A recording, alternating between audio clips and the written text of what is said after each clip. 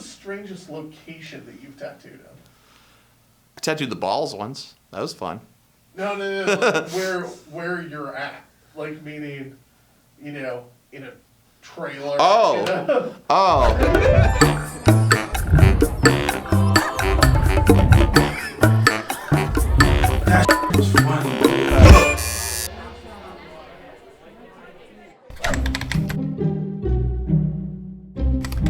Nowhere real crazy. My dad's garage, I think, when I was first starting. I actually started in my mom's basement. I mean, I did a lot of like that I'm not proud of when I first started, man. Like, I've tattooed in houses and basements, like kitchens, everywhere. The weirdest would have to be the kitchen. Yeah, probably it would be a kitchen. Kitchens across America, that's how I started. Yeah, she's making eggs and I was setting up. Bro, the park bench. I think I tattooed in the closet of a tattoo shop called Transcend. Basketball court. I was like, what in the world am I doing in the closet? Like, literally, there was like cups and all this stuff that was like super small. So, my ex-husband that went missing for 2 weeks after we got married, and has been missing for 7 years now.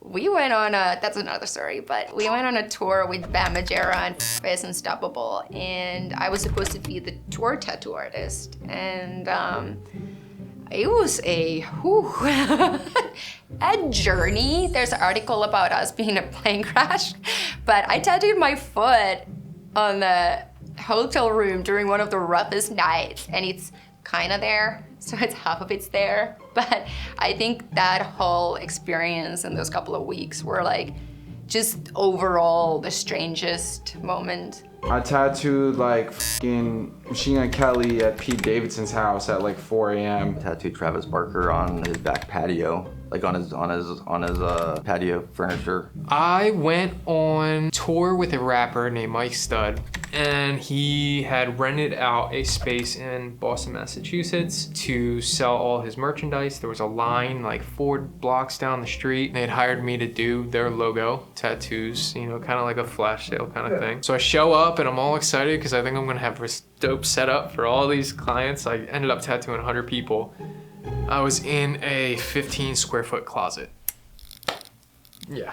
So, yeah, probably much smaller than this, actually. I'm talking like Harry Potter's bedroom closet. Like very, very, very tight. And clients were coming in and out and in and out, and there was absolutely no AC. So I was drenched by the end of it. It was, you know, it was an experience, yeah.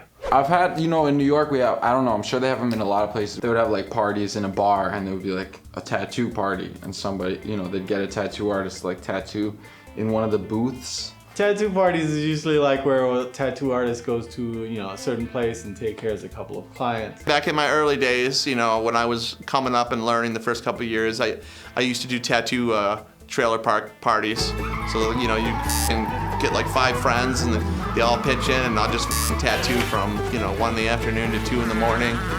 And go buck wild, drink natty ice, and just tattoo. You know, everything you're not supposed to do. The strangest location I had to tattoo would definitely be the projects. In the beginning of my career, I had to do what's called the tattoo party in the projects. And it's not as fun as it sounds. I didn't live in the trailer park, but I had a lot of friends that lived in the trailer park, so it was like, yeah. And basically I just learned it as like, hey, I'll just practice on these guys outside of the shop, you know, and then kind of go from there, you know? In Japan, I tattooed in a sushi restaurant. I go to Japan once a year, and I've got a bunch of friends over there, and essentially they asked me to tattoo them, and so every time's a different location. So usually it's like clothing stores and stuff like that. But this time was, yeah, it was, my friend had a bunch of friends who had a sushi restaurant, so they closed it for the day, and I tattooed them in the sushi restaurant. Did you get some sushi? I did. It was delicious. Oh, there was a big festival out near Cortland, New York, where I was from, and they had they invited all the tattoo artists to come out and tattoo. I roll up, there's stages there, but then it's like in the middle of this field, and there's just a couple, like some guy's house in a little tiny barn, and they're like, oh, you guys are tattooing here. So we did like the whole festival tattooing out of this barn. And we were actually really packed, but it was like, I'm tattooing out of a barn right now. I lived in this place that was called like Cumberland, Maryland. Like, you would not believe it's a part of Maryland. Like, it's because it's right on like the borderline of like West Virginia. They just like set fires and get f***ed up to have fun, you know? So I go there, of course, you know, with tattoo machines and shit like that. And they were like, he's got some tattoo stuff. We got some Milwaukee's best. I got a shed with powers. Like, let's go have some fun. So it was like literally like a whole night of just tattooing this shed to all these like dudes with like beards and camo. And it was just, actually wasn't too bad, man. It's the first time I ever tried Southern Comfort. It's terrible. I'm trying to think of like a now. geriatric sex party. What's crazy is because now is because everything is wireless. When I started, there wasn't no such thing. So it's like now, well, to us it probably seemed weird, but now to everybody it's like, plane, done that. Right, you just cornfield, right. done that. Like I did tattoo myself on a plane once. Really? Tell us about that. Oh, I tattooed on an airplane. Yeah, okay, yeah, that's the weirdest place. So I actually tattooed on a commercial flight in coach. So when the Flux wireless machine first came out, I was on my way back from London to Miami, and I decided to tattoo Mile High Club with a paper airplane on my thigh. Can we see it? You sure can. Oh gosh. Where is it? That's right here. It is there. I was going to Pete's Netflix taping in Minnesota, and I'm at Shake Shack at JFK, and I look to my right, and my homie Griffin Gluck, he was also going to Minnesota for the same thing, for Pete's comedy special. We had 2 different seats. You know, he's like my son, so I went to the gate, and I was like, oh, excuse me, miss, my little brother is, you know, I really like to sit next to him on the plane. Is that gonna be possible? She's like, oh, of course. So she puts us into emergency row. So I was like, yo, I'm gonna tattoo you on this plane. He's like, all right, I'm with it. He don't really have tattoos either, so I was like surprised. We get on the flight, it's a row of 3, and some like Broadway kind of like writer dude was like next to us. You're actually allowed to fly with tattoo machines and needles and stuff. Griffin went to the bathroom. I asked the Broadway dude, I was like, yo, this might be a weird question, but are you cool if I tattoo my friend like right here? And he was like, yeah, of course, that'd be awesome. I was like, sick. And I'm like kind of in a rush because like, I don't know if I'm allowed to do this shit. I do the thing, I'm about to pour the ink.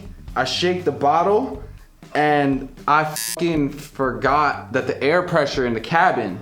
So I shake the bottle and it splashes all my shit, and I was like, fuck. So I like cleaned my glasses, all the stuff. From setup to breakdown, it was like 15 minutes. I just did like a, you know, freehand, like a little smiley face on his arm. And yeah, that was that. That's the weirdest place I tattooed. Oddly enough, I learned this after the Corona thing. The airplanes are kind of like the safest enclosed space you could be in as far as air filtration. They have the most advanced air filtration systems of any enclosed space in the world, really. Common misconception that it's like a germ box. It's not.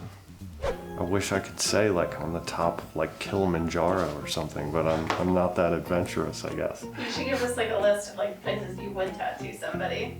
Pretty much anywhere. I want to do more crazy stuff. I just got the tattoo machine with the battery pack, so now I feel like you can tattoo on top of a mountain or wherever you want to be. Ooh, if I could tattoo somebody that wasn't at a tattoo shop and it's not windy and sandy and like getting anywhere, I could do the beach. That'd be amazing. You know, somewhere nice, you know.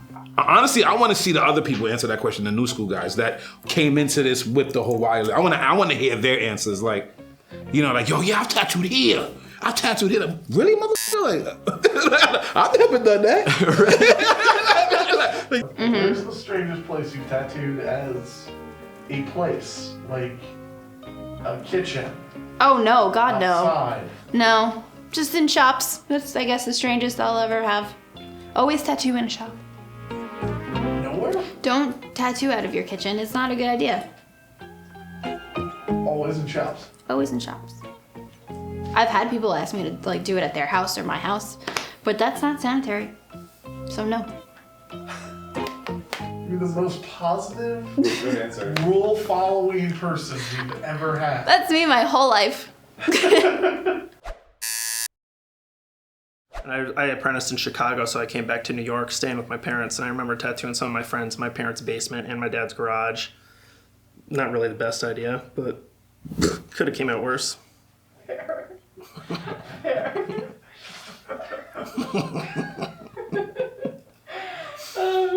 Awesome. I you had that piece Excuse me.